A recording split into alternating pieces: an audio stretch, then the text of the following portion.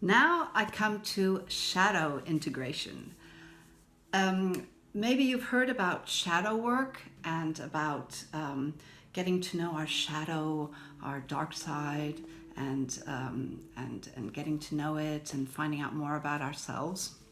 So you can meet your shadow in a lucid dream and see what it has to say to you and learn more about yourself that way. But did you know that apart from a dark shadow, we also have a golden shadow, what we call a golden shadow? So, in the same way that a dark shadow or your dark shadow are all those negative things about you that you don't want anyone to know about, a golden shadow are all of those positive things about you that for some reason you're afraid of showing. So, for example, let's say you really, really want to be a painter or a writer. For some reason, you're hiding that. It could be because of what I was saying before, that when you were young, maybe your parents or your caregivers said things like, oh, no, you can't be a painter. You have to get a real job. Or maybe you're afraid of ridicule. A lot of people are. We all are. Or maybe you're afraid of success. That's your golden shadow. And some people don't know what their golden shadow is because it's so hidden that they don't know. So if you'd like to know what your hidden talents are, you can do some golden shadow work and ask in a lucid dream to meet your golden shadow.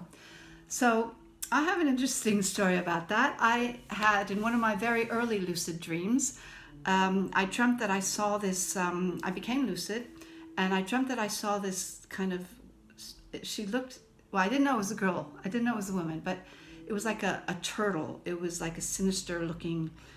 And apparently when you meet your dark shadow or you have a nightmare, you have to embrace it.